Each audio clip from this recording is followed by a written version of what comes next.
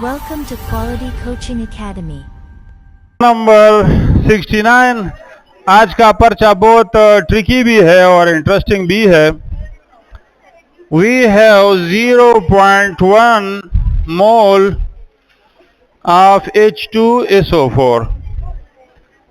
Please आराम से सुने और मत के पासी गे क्लास नदा भी डिस्टर्बेंस क्रिएट की खप कलार के ने मैं स्पीड लगाने वाला हूँ। अच्छा,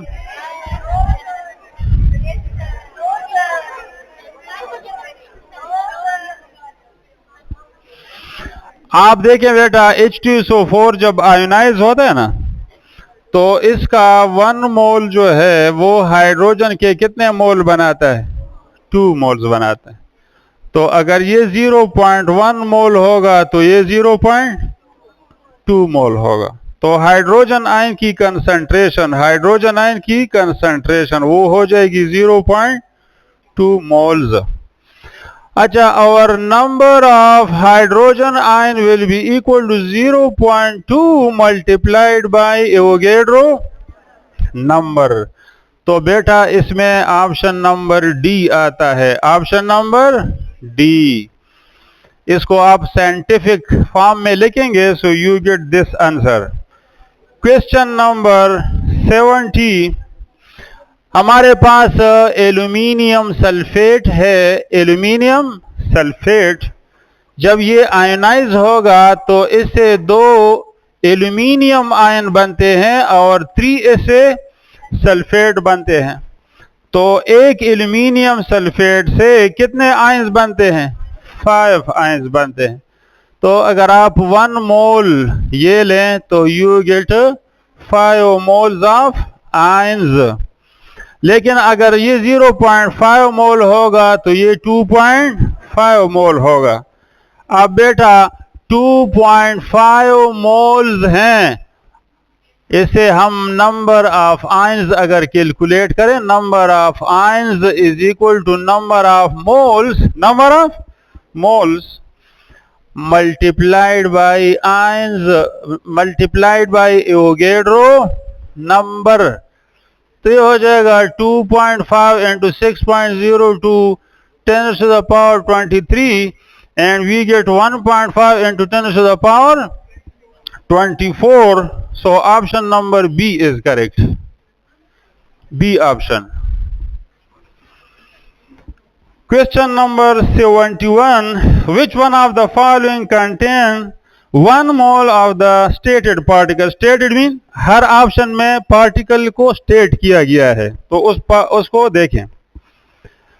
chlorine molecules and 35.5 gram of chlorine gas. 35.5 gram chlorine mean Cl2 है ना, दा हाफ मोल है। तो हाफ मोल में मॉलिक्यूलों की तादाद एवोगैड्रो नंबर से हाफ होगी, एवोगैड्रो नंबर के बराबर नहीं होगी। Option number A is wrong, it is not correct. Electron in 1 gram hydrogen. 1 gram hydrogen में 1 gram hydrogen is 1 mole hydrogen. और 1 mole hydrogen contain Avogadro number of atoms. और हर एटम में एक इलेक्ट्रॉन है, so there will be 1 mole of electrons also. तो 1 gram hydrogen में 1 मोल electron होंगे। अच्छा, एवोगैड्रो नंबर ऑफ इलेक्ट्रॉन भी होंगे, एवोगैड्रो नंबर ऑफ एटम्स भी होंगे। तो option number B is correct. C option क्यों गलत है? Hydrogen ion in 1 decimetre cube of 1 mole per decimetre cube aqueous sulphuric acid. तो देखो, एक्वियस सोल्यूशन में मोल्स कैलकुलेट करने का तरीका ये होता है molarity multiplied by volume in decimetre cube. तो मोलरिटी भी 1 मोल पर डेसीमीटर क्यूब है और वॉल्यूम भी 1 डेसीमीटर क्यूब है। तो हमारे पास नंबर ऑफ मोल्स आ जाएंगे कितने? 1 मोल। अच्छा, 1 मोल ऑफ H2SO4 में, 1 मोल ऑफ H2SO4 में हाइड्रोजन आयन कितने होंगे? 2 मोल्स होंगे, तो डबल होंगे। तो वो कहते हैं कि 1 मोल में कितने पार्टिकल होते हैं, 2 मोल की वो नहीं पूछ रहा। तो ऑप्शन नंबर सी भी गलत हो जाएगा। अच्छा, ऑक्सीजन के एटम, डी ऑप्शन देखें, ऑक्सीजन के atom in 22.4 decimetre cube, 22.4 decimetre cube is 1 mole. तो 1 mole of O2 contain 2 moles of atoms. लिहाजा 1 मोल के लिए कौन सा स्टेटमेंट करेक्ट है? Option number B is correct. शाबाश। Question number 72, the number of moles of carbon dioxide that contain 16 gram of oxygen. Look, 1 mole of carbon dioxide में oxygen कितना है? 32 ग्राम है। तो 16 ग्राम ऑक्सीजन कितने मोल में होगा? 0.5 मोल में। तो option number C is correct. Question number 72 में option number C is correct.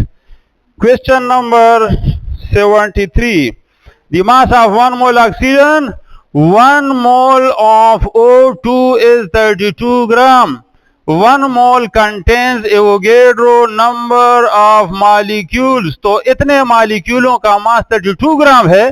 तो 1 मालिक्यूल का मास कितना होगा? 32 divided by 6.02 into 10⁻23 grams.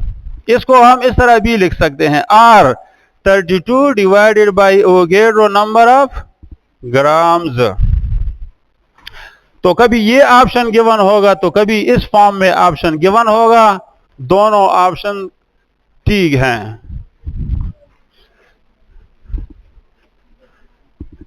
Question number next 74, the number of electron in half mole of Na plus। देखो 1 mole of Na contains 11 moles of electrons। Is it okay?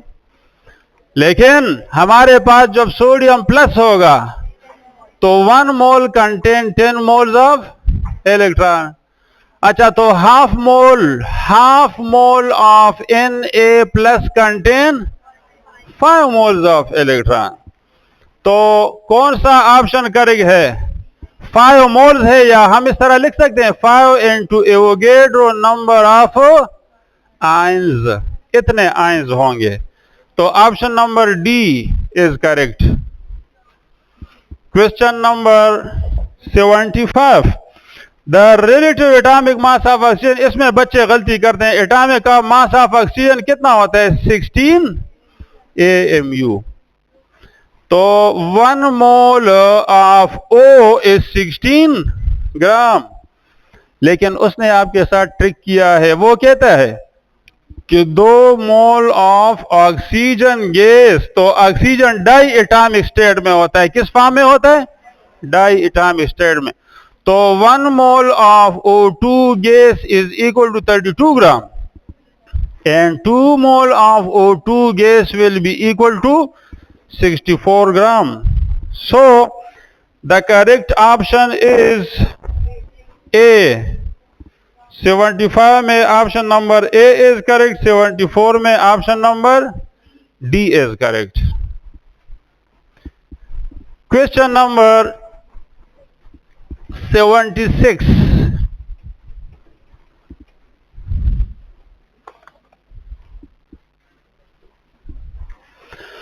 which one has maximum mass? 25 gram iodine, okay? Number B 25 gram mole of water। gram mole mean mole। तो 25 gram mole of water mean 25 moles of water। तो इसका मास कितना होगा? 25 into 18 ग्राम। अच्छा, 25 gram atom of oxygen का मतलब होता है 25 मोल्स ऑफ ऑक्सीजन एटम्स। तो उसको हम मल्टीप्लाई करेंगे 25 को मल्टीप्लाइड बाय 16। और 25 ग्राम ऑफ नाइट्रोजन गैस तो ऑलरेडी ग्राम गिवन है, तो उसमें मल्टीप्लाई करने की जरूरत नहीं है। तो सबसे ज्यादा आंसर किसका आ रहा है? ऑप्शन नंबर बी का।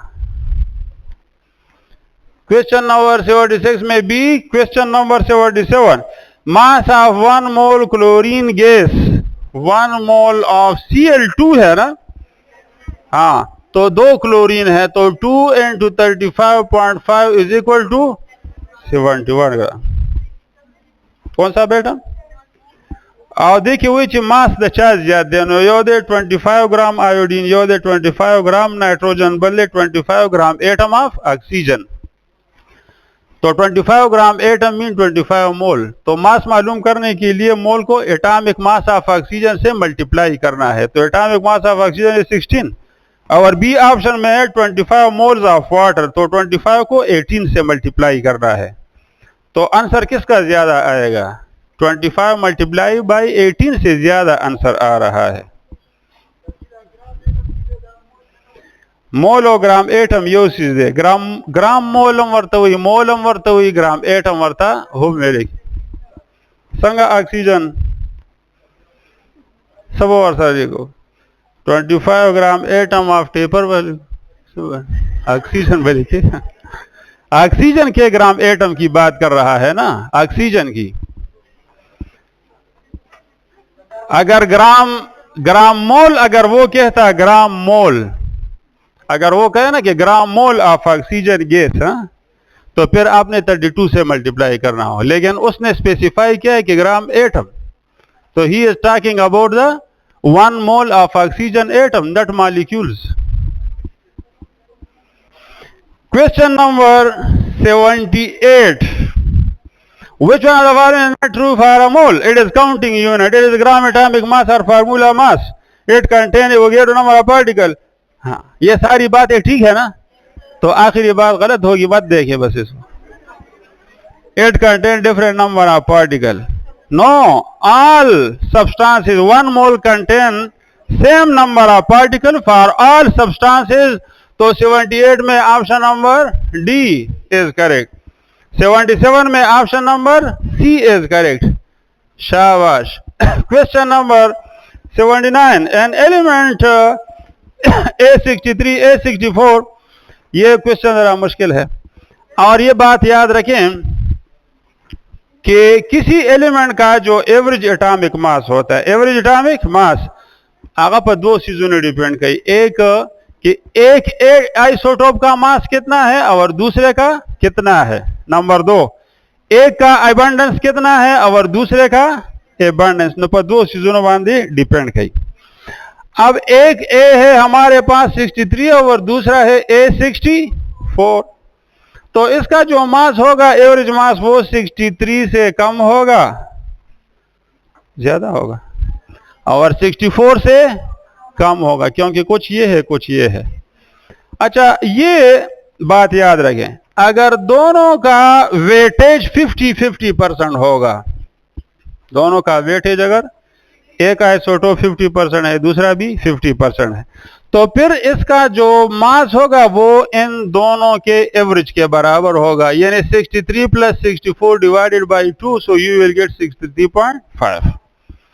अब आपके पास जवाब इन दोनों के सिंपल एवरेज के बराबर आ रहा है ना, तो जब सिंपल एवरेज के बराबर जवाब आ रहा है तो इसका मतलब यह है कि दोनों आइसोटोप इक्वल एबंडेंस में मौजूद हैं।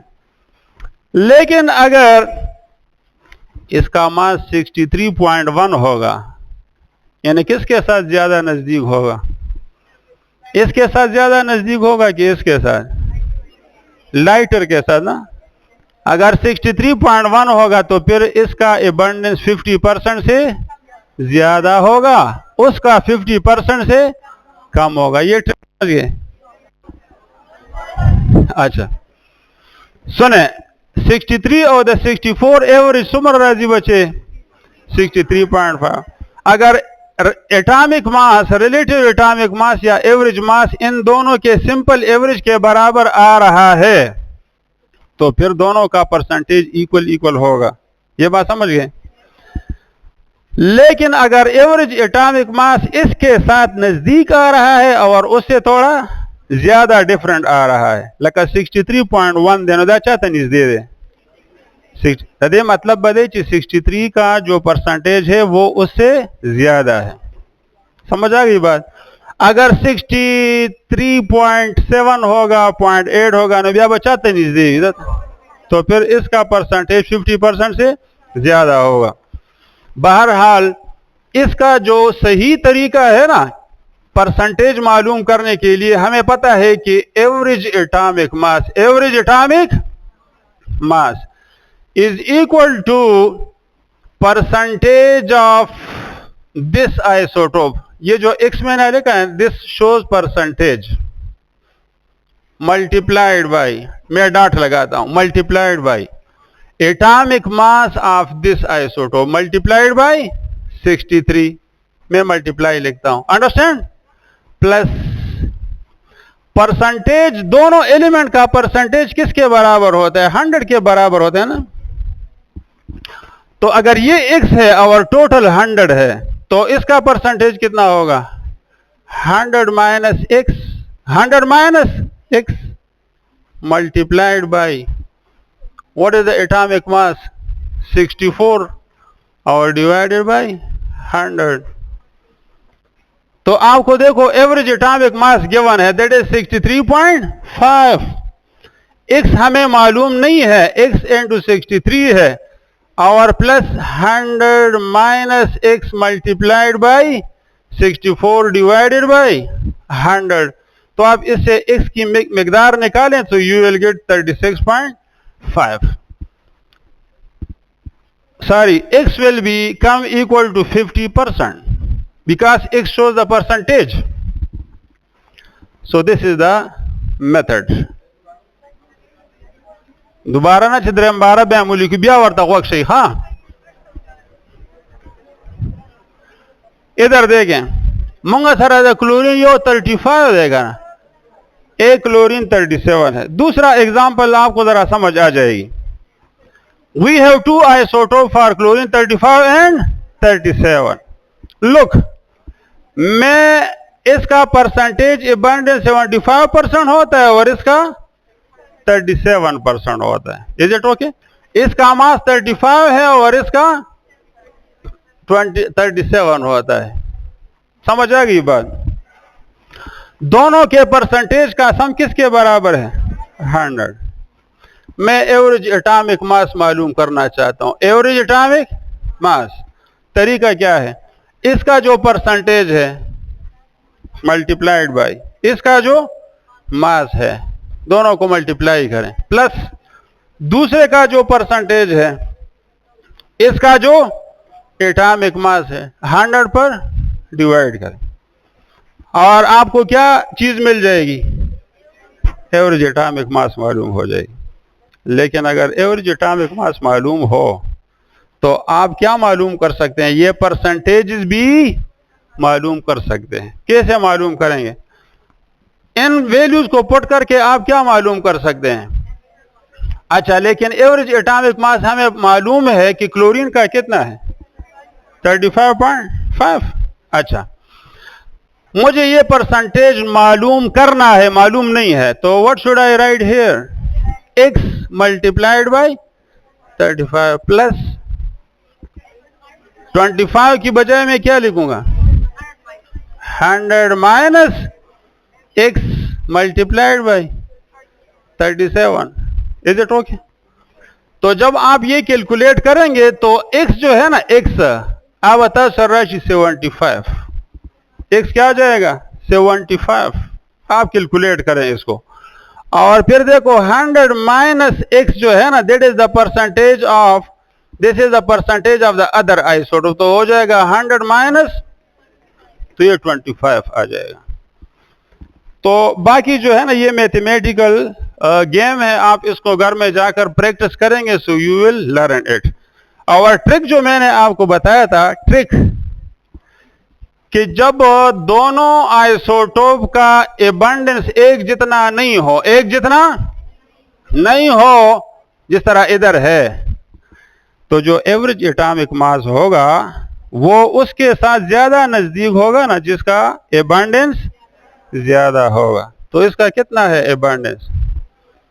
हाँ, तो एवरेज एटॉमिक मास कितना आ रहा है हमारे पास? 35.5। तो इसके साथ है कि इसके साथ ज्यादा नजदीक है? इन बिटवीन ना 10 रेंजेस दे देगा। 35 के साथ ज्यादा क्लोज आंसर आ रहा है। 35.5 कितना डिफरेंस है दोनों में? 0.5 का। और 37 ना सुमरा डिफरेंस है 1.5। तो इसका मतलब है कि this has greater than 50% abundance, right? This was a difficult question, you may solve it at home. घर में इधर हमारे साथ इतना टाइम नहीं है कि हम बार बार इसको रिपीट करें, घर में जाकर ये फार्मूला अप्लाई करें, सो यू विल अंडरस्टैंड। अगर आपको मैथ्स आ रही है तो तब, वरना कंसल्ट माजिद अमीन से। वो जी बचे तो खुशाल शुमार कमाल तस्वीर बासी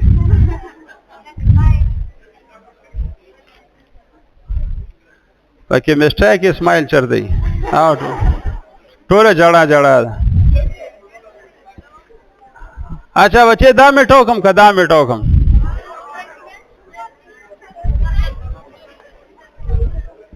79 में बेटा ए ऑप्शन आ रहा है, ऑप्शन नंबर ए।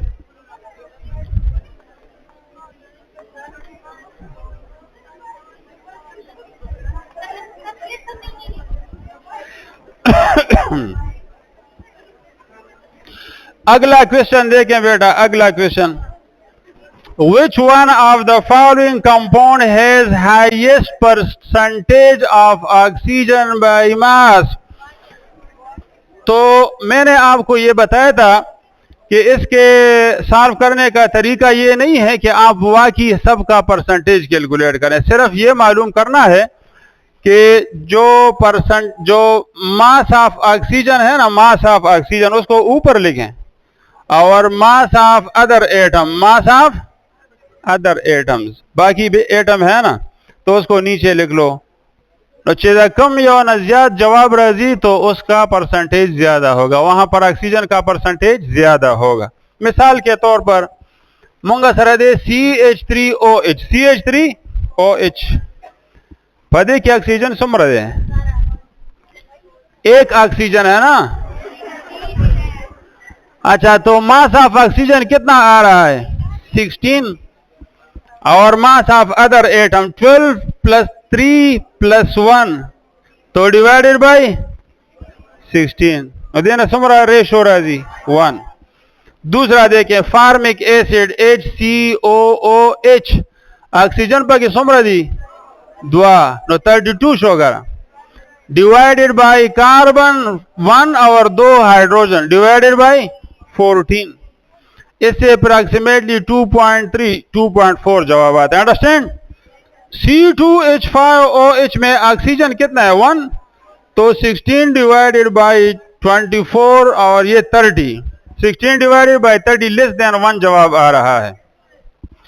H2O में ऑक्सीजन एक है तो 16 और हाइड्रोजन पर किस उम्र है 2 देना से जवाब राजी 8। So just find the ratio of oxygen to other atom, कि ऑक्सीजन के मास और दूसरे एटमों के मासेस के दरमियान रेशो क्या है। तो जिसमें ज्यादा जवाब आएगा उसी के अंदर ऑक्सीजन का परसेंटेज जो है वो ज्यादा होगा। तो इसमें option number D is correct, option number D. Question number 81, what volume of oxygen is required for complete combustion of C2H2 plus O2 2CO2 plus H2O into 2.5? The equation is balanced. You look 2 to 4 and 1 5, 2.5 into 2 is 5, so they combine in 1 ratio 2.5, 1 ratio 2.5। तो अगर इसका volume 1 होगा तो इसका volume कितना इस्तेमाल होगा 2.5, लेकिन अगर ये 5 सेंटीमीटर क्यूब होगा तो ये कितना होगा। तो x is equal to 5 into 2.5 is equal to 12.5। Option number B is correct. This is just a stoichiometric calculation. दो बच्चे यहां पर कितने कार्बन बनते हैं 2, तो हमने कार्बन को 2 से मल्टीप्लाई किया। हाइड्रोजन कितने थे 2, तो वाटर को हमने किसी चीज के साथ मल्टीप्लाई नहीं करना, बराबर हो गए। ऑक्सीजन 2 2s और 4 एंड 1 कितने हैं 5, तो 2 को किस चीज से मल्टीप्लाई करें कि इससे भी 5 आ जाए 2.5 से। तो यहां पर रेशो क्या है, इसके मोल्स और इसके मोल्स के दरमियान रेशो क्या है, 1:2.5, यानी इसके 1 सेंटीमीटर क्यूब के लिए इसके 2.5 सेंटीमीटर क्यूब रिक्वायर्ड है। तो इसके 5 के लिए कितने रिक्वायर्ड हो, तो इधर x लिखो, क्रॉस मल्टीप्लाई करो तो 12.5 आएगा। Question number 82, when 1 mole of each of the following is completely burned in oxygen, which one gives the largest number of mass of carbon dioxide? क्योंकि ईथेन में कार्बन की तादाद क्या है, डबल, C2 देगा ना, डायमंड में C है, मीथेन में CH4 है, 1 कार्बन है ना, कार्बन मोनोऑक्साइड में भी एक कार्बन है, लेकिन ईथेन में कार्बन 2 है, तो जिसमें कार्बन ज्यादा होंगे उसका 1 मोल ज्यादा कार्बन डाइऑक्साइड बनाएगा। माशाल्लाह। 82 में ऑप्शन नंबर कौन सा है, बी, शाबाश। Question number 83, the 2 electron in the same orbital should have opposite spin is called Pauli exclusion principle, option number B. ये बड़ा मुश्किल क्वेश्चन था। आयनाइजेशन एनर्जी, आप जानते हैं ionisation energy is the minimum energy required, minimum to knock out an electron from the valence shell of a gaseous atom, of a gaseous atom. मिसाल के तौर पर वो जो इलेक्ट्रॉन है ना जो आखिरी ऑर्बिट में बैठा है, तो उसका निकालना सबसे आसान है। उस इलेक्ट्रॉन को निकालने के लिए जो एनर्जी रिक्वायर्ड है, ही रिक्वायर वेरी लिटिल एनर्जी, तो इसकी आयनाइजेशन एनर्जी कम होगी। अब ये आयनाइजेशन एनर्जी जो है ये मुख्तलिफ फैक्टर पर डिपेंड करती है। साइज बांधे ओम डिपेंड कई बचे, ठीक सो बचे, रेडियस, एटॉमिक या आयनिक रेडियस, शील्डिंग इफेक्ट बांधे होम डिपेंड की, शील्डिंग इफेक्ट जानते हो ना, शाबाश, और नेचर ऑफ ऑर्बिटल पर भी डिपेंड करता है। क्या मतलब है,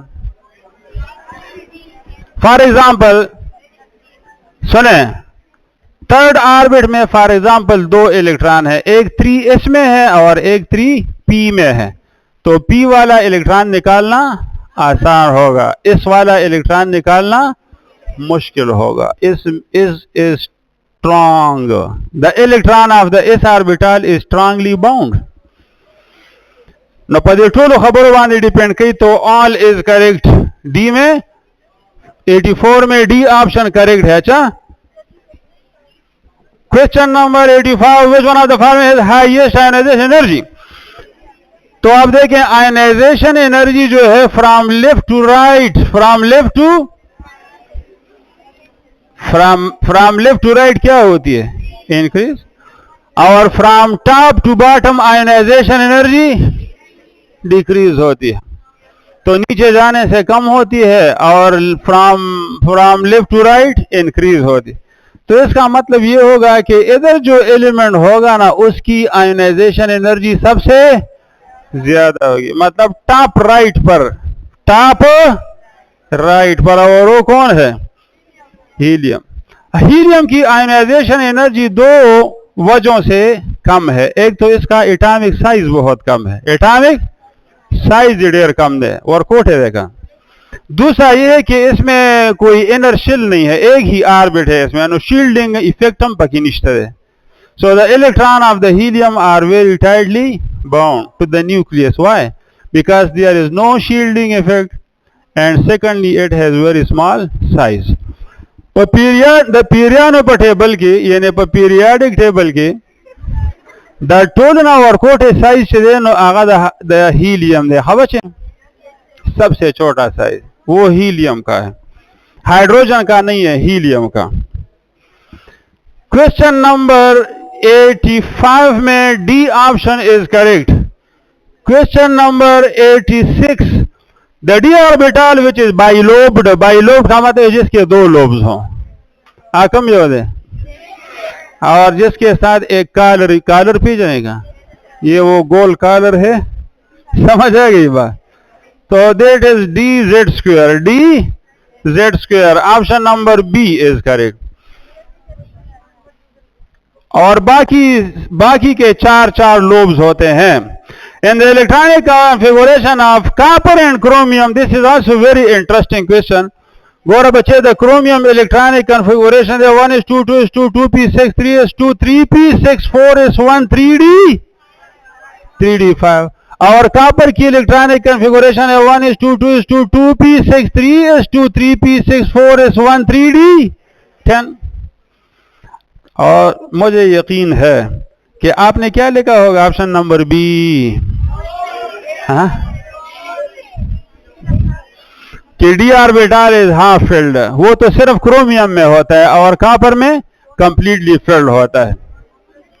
अच्छा, there are 7 electron in the S orbital. देखो दो ये दोनों एस ऑर्बिटल हैं और 2 और 1 कितने हो गए, 7, 2 + 2 + 2 + 1, तो दोनों में there are 7 electron in the S orbital. ये क्वेश्चन अगर किसी लड़के ने भी ठीक किया है तो आपके मार्क्स जो है पर्चे में 170 से ऊपर होंगे इंशाल्लाह। अब जरा मुझे बताया ना किस किस ने ठीक किया है ये सवाल। माशाल्लाह अच्छी बात है, मतलब by the end of all these Sunday tests you will be able to get highest scores. तो 87 में सी ऑप्शन करेक्ट है।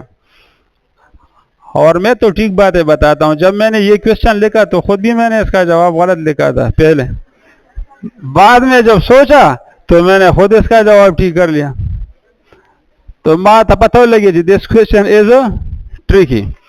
क्वेश्चन नंबर, हाजा गलत छो हमारे जोरदार से मिठाओ। क्वेश्चन नंबर नेक्स्ट जो है 88 देगा ना।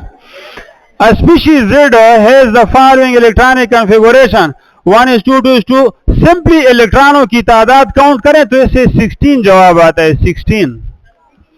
नो दा सल्फर दे ना तसुगोरे 1 is 2, 2 is 2, वो दो दफा गलती से लिखा गया है। 1 is 2, 2 is 2, 2p6, 3 is 2, इस तरह नहीं होता। अच्छा, लेकिन इस तरह पर्चे में तो हो सकता है, लेकिन एटम में इस तरह नहीं होता कि 2 is 2 दफा हो। अच्छा, so the given atom is sulphur. 88 में ये सल्फर है और ये सी ऑप्शन है। अच्छा, आर्गन किसने लिखा था, आर्गन? अच्छा, तो बिल्कुल गलत करे। अच्छा, the mass of proton is, proton का mass option number C is correct. और ये तो याददाश्त के साथ ताल्लुक रखता है। टोटल नंबर ऑफ न्यूट्रॉन्स, न्यूट्रॉनों की तादाद बराबर होती है mass number minus atomic number. नो देना ए जवाब राजी, option number A is correct. 90 में A option. 91 the ion that is isoelectronic with chlorine atom. Chlorine में कितने इलेक्ट्रॉन हैं? अच्छा, और ऑक्सीजन, यो ऑक्सीजन की अत्यधिक है तो 2 ऑक्सीजन में 16 और -1 जिशी 17, तो डी ऑप्शन। पर 91 के option number D is correct. Question number 92 the atomic number of an element is 26। How many electrons are present in M shell? हाँ, अच्छा, इसमें option number C is correct, option number C. सुने, ये iron है। 1 is 2, 2 is 2, 2p6, 3 is 2, 3p6, 4 is 2, 3d6।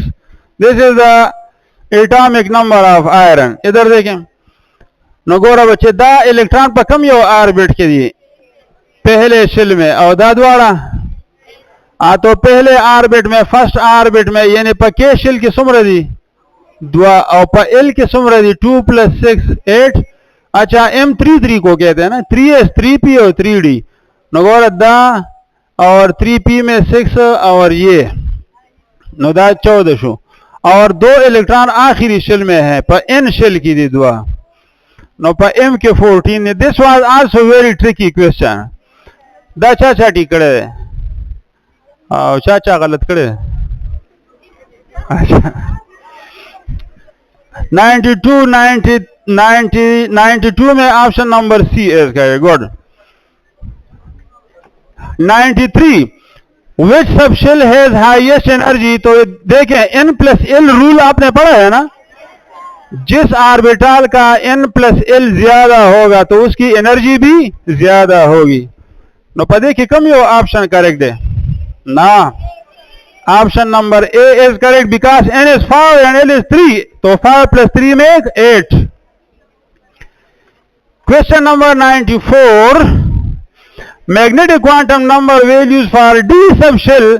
D subshell में कितने orbitals होते हैं? 5।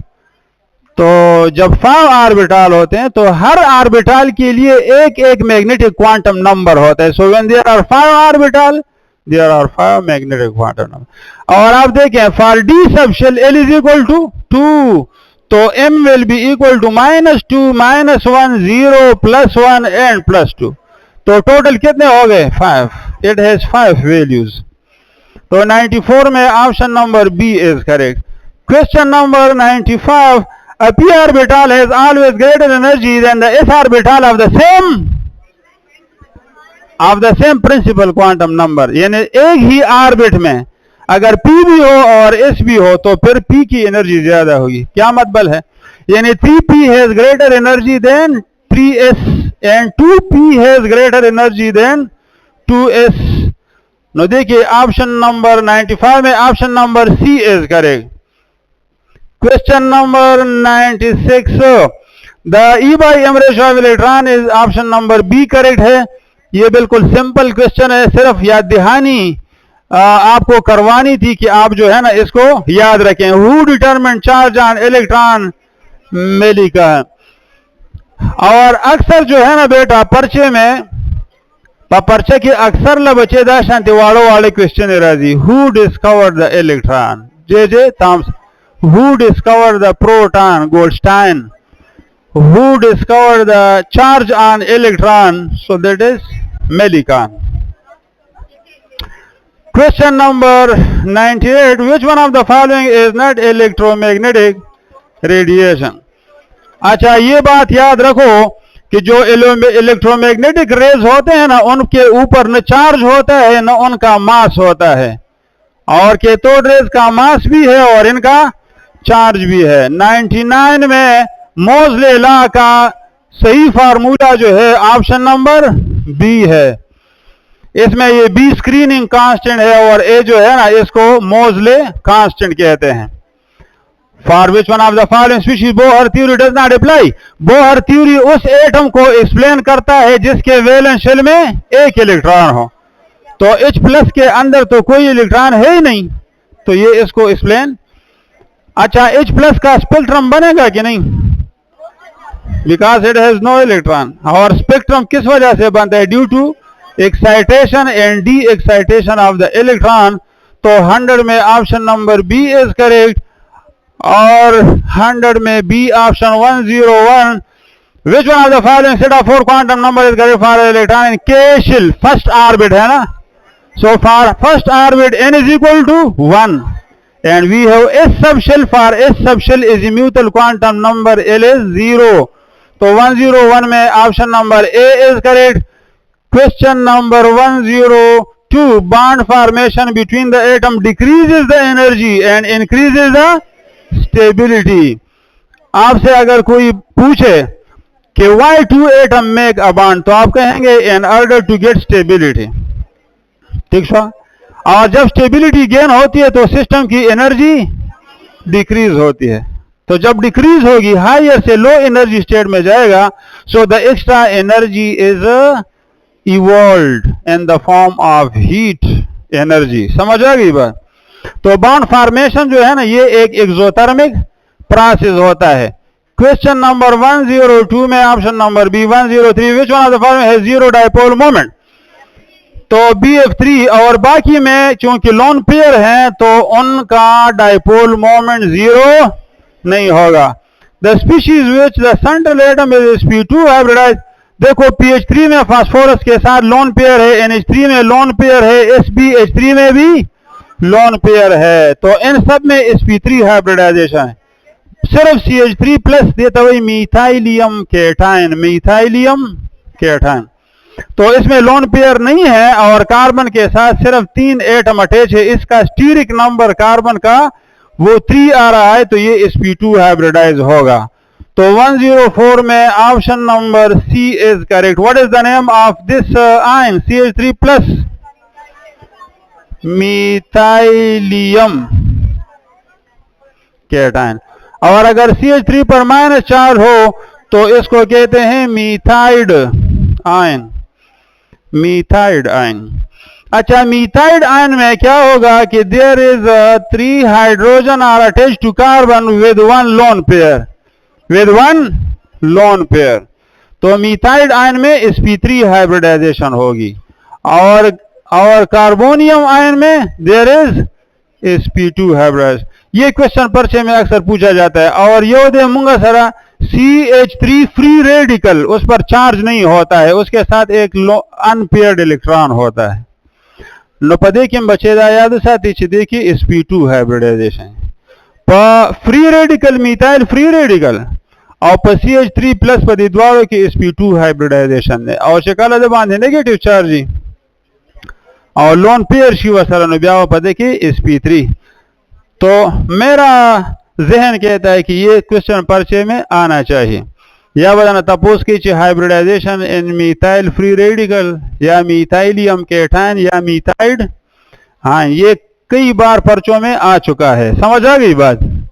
नो द इम्पॉर्टेंट है, क्योंकि आमतौर पर आपको जो चीजें मालूम होती है ना वो आपसे नहीं पूछी जाती हैं। अक्सर आगा तपूसना कहीं कम था सो खूब किम नहीं लीदली 105 और का खूब किम लीदली हुनामा वाला बदलई दियो नुम बदल गई। लगा मिसाल के तौर पर हैंड रूल होता है 12 पेज जाने का what is hand rule more तो what is define rule of maximum multiplicity, rule of maximum multiplicity नो ब्याह स्टूडेंट वो जिदा से भला है। अच्छा, question number 105, which one of the following compound has the highest ionic character?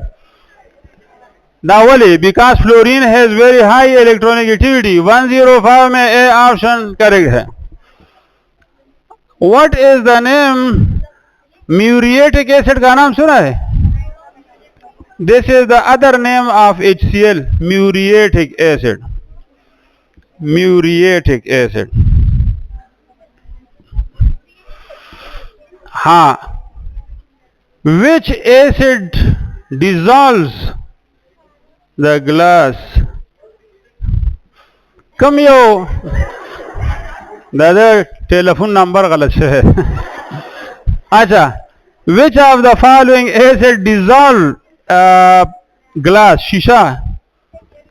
HF।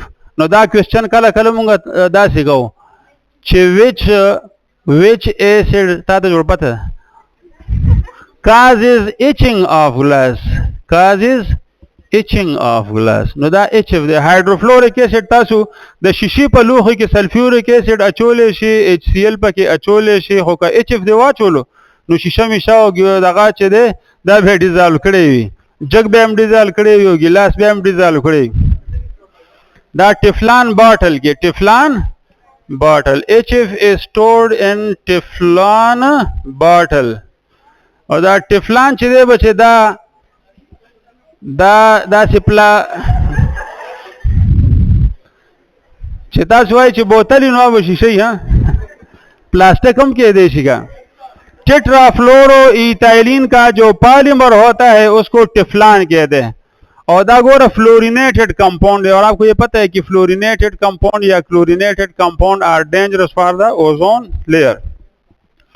बहरहाल 105 नंबर क्वेश्चन में ए ऑप्शन आ रहा है चिदा ज्यादा पोलर दे वली ज्यादा पोलर दे जगह चिदा फ्लोरीन इलेक्ट्रोनेगेटिविटी द टोलना ज्यादा है।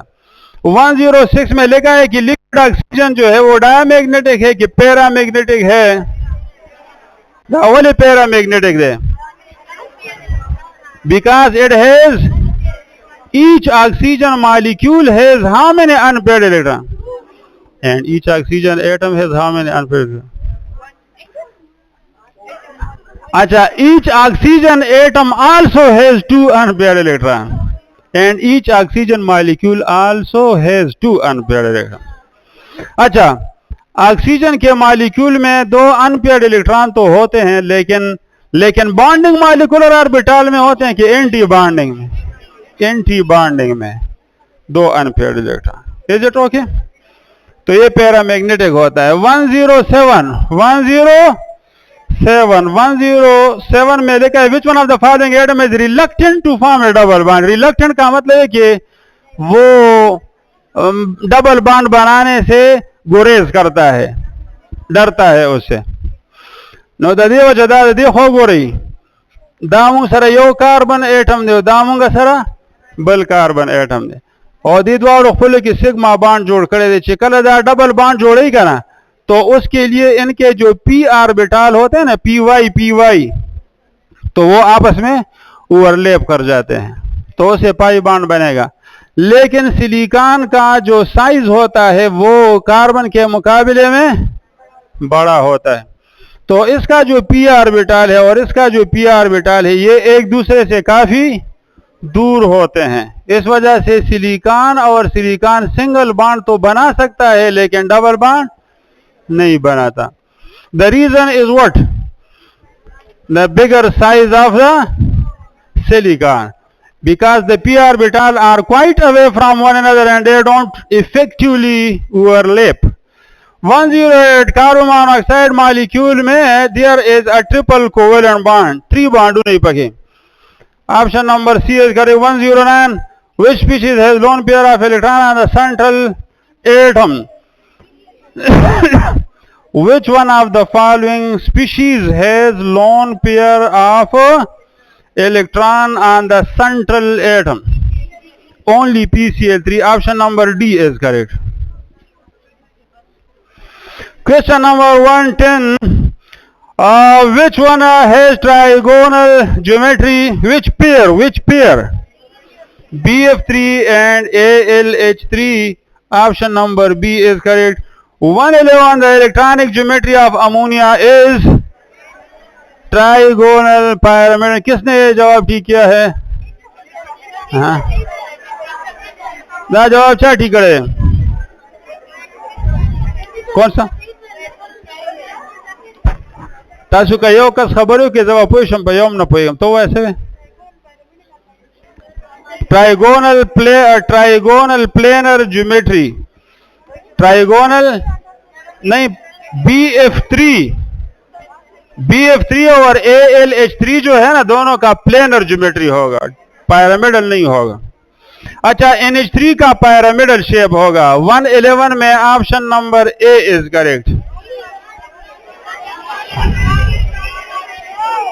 द इलेक्ट्रॉनिक माड़ा होखला में खता शकाना मुसलमाना. The electronic geometry of ammonia is trigonal pyramidal. Option number A is correct. तो ए ऑप्शन आते में ए लिखले हम देगा ना. The electronic geometry of ammonia is tetrahedron. ये मैंने भी गलत किया है.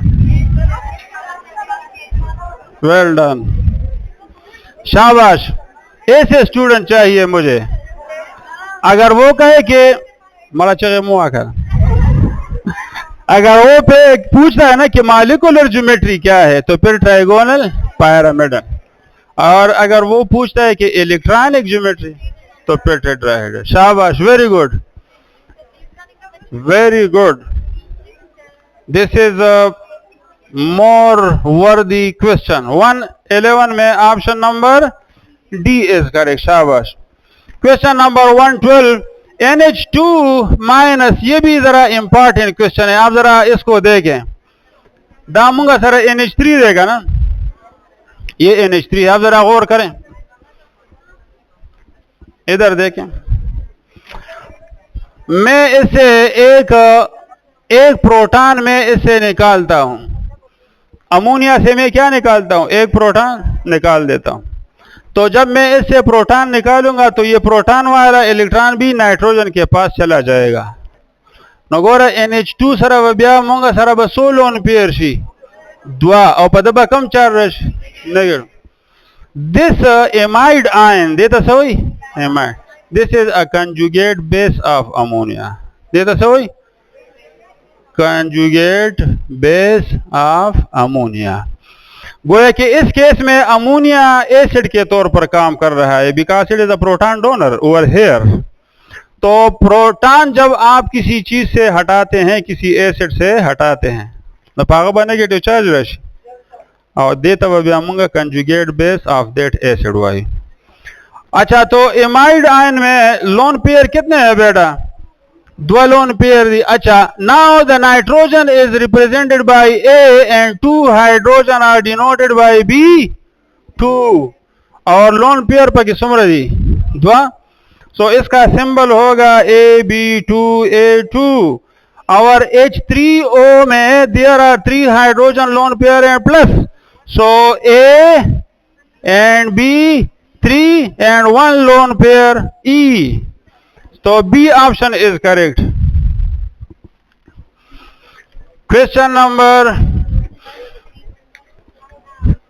नंबर नेक्स्ट जो है 113, एंड टू एंड ओवरलैपिंग का मतलब होता है head on overlapping. End to end overlapping का दूसरा नाम क्या है? Head on. हाँ देता लीनियर ओवरलैप हम वही सवार तो वही दा नमूना इज़ा दे लग दा नमूना लिखी linear overlap, head on overlap, end to end overlap. हाँ बल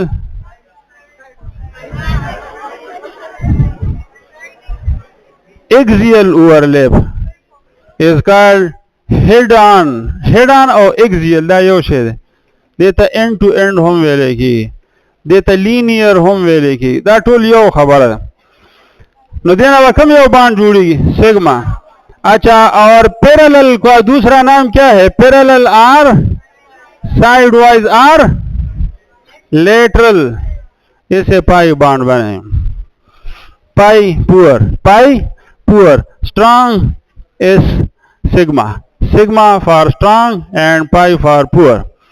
114 pi bond are produced by overlapping of. तो ये याद रखो कि हाइब्रिड ऑर्बिटल हमेशा सिग्मा बॉन्ड बनाते हैं, हाइब्रिड ऑर्बिटल हमेशा सिग्मा, और अनहाइब्रिड ऑर्बिटल जो है ना they make the pi bond. Question number 115, chlorine molecule में सिंगल बॉन्ड है ना, द क्लोरीन इलेक्ट्रॉनिक कॉन्फ़िगरेशन दे ब्ला ब्ला ब्ला 3p5। तो इसका मतलब है कि 3px1 3py2 3pz2, so there is 1 electron in the 3px। तो अगर आपके साथ 2 क्लोरीन है तो एक का 3px और दूसरे का 3px, ये आपस में हेड ऑन ओवरलैप करेंगे और इससे बनेगा a sigma bond is form between chlorine. So in chlorine the 3p half filled orbital of one chlorine overlaps end to end to the p orbital of the other chlorine। Question number 116, which one of the following is not correct? अच्छा 114 में A जवाब आ रहा है, 115 में B। 116, which statement is not correct?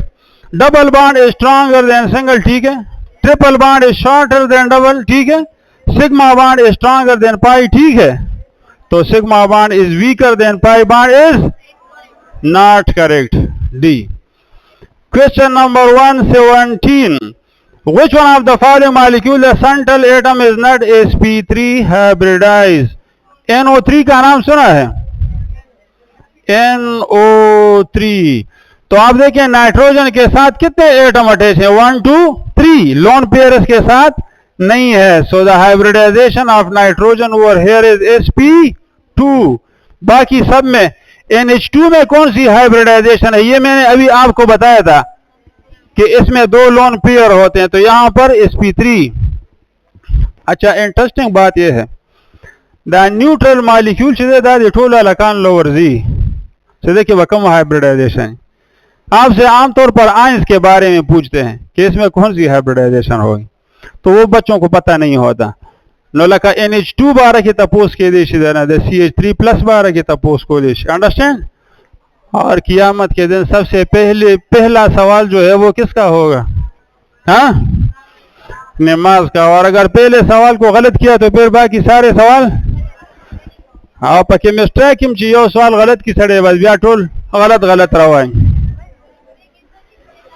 मा औरत अलग ना इंटरव्यू आ गए खबर तक की दी मा तो write down the formula of sodium chloride नो आगोलिकल Na2SO4 मा now write the formula of sodium sulphate, तो उसने लिखा KMnO4। मैं now write the formula of potassium permanganate, तो उसने लिखा K2SO4। This is what actually happened। और नाम अता इलाही और उसका ना चतराल का रहने वाला था। क्या था? चतराल का।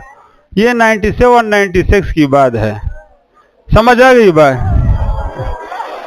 अब वो चतराल में बड़ा डेंटल सर्जन है, डेंटल सर्जन। तो अगर ये आदमी डॉक्टर बन सकता है तो आप अंदाजा लगाएं। आप बहुत अच्छे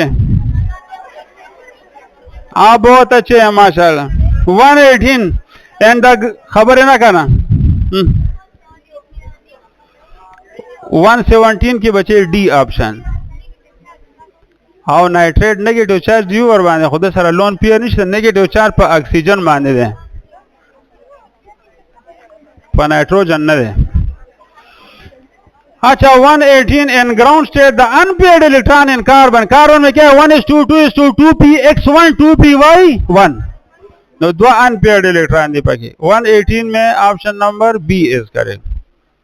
117 की D option is correct. Question number 119 in ammonia dominant van der Waals forces. देखो वांडरवाल फोर्सेस खुद ये टूल फोर्सेस तो वही करा। अमोनिया में देखो बेटा लंदन फोर्सेस भी हैं और हाइड्रोजन बॉन्ड भी है, लेकिन डोमिनेंट फोर्स कौन सा है? Hydrogen bonding. तो option number D is correct. 119 में option number D is correct. आप में से कोई बता सकता है कि अमोनिया जो है रूम टेम्परेचर पर किस स्टेट में पाया जाता है? सॉलिड में कि लिक्विड में? गैस में। अच्छा, लेकिन आपके लेबोरेटरी में अमोनिया जो है ना वो लिक्विड फॉर्म में मिलता है, वो पानी के अंदर हल हुआ होता है। अच्छा, when you take liquid ammonia in your laboratory, so that is not pure ammonia, that is actually the aqueous solution of ammonia। देखा ची प्योर अमोनिया चेदा पर कम फेज की विदा पर गैस। अलबत्ता अगर आप इसको कंप्रेस करें तो आप इसको लिक्विफाई भी कर सकते हैं।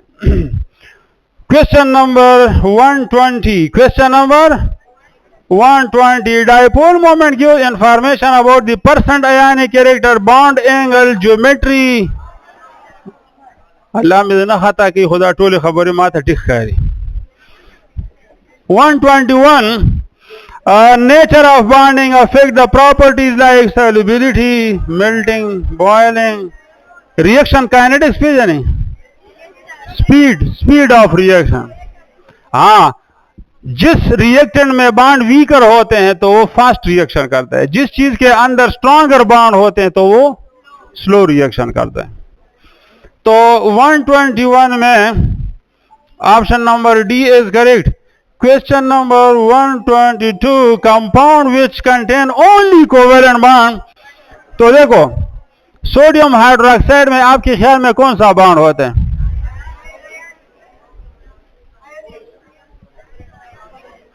पर सोडियम हाइड्रोक्साइड के आयनिक बॉन्ड और O और H के बीच में कोवेलेंट बॉन्ड होता है। अच्छा CaO में कौन सा बॉन्ड? पर देखिए आयनिक बॉन्ड। अच्छा अमोनिया में कौन से बॉन्ड होते हैं? कोवेलेंट। और अमोनियम में कोवेलेंट प्लस कोऑर्डिनेट और आयनिक। तो अमोनियम क्लोराइड में कोऑर्डिनेट बॉन्ड भी है, कोवेलेंट भी है, आयनिक भी है। अच्छा वाटर में कौन से बॉन्ड होते हैं? Only 2 covalent bond. अच्छा What is the electronic geometry of water? Tetrahedral. What is the molecular geometry? Bent. Very good. What is hybridization? sp3. What is the steric number of oxygen? 4. Because there are 2 atoms and 2 lone pair. Thank you very much.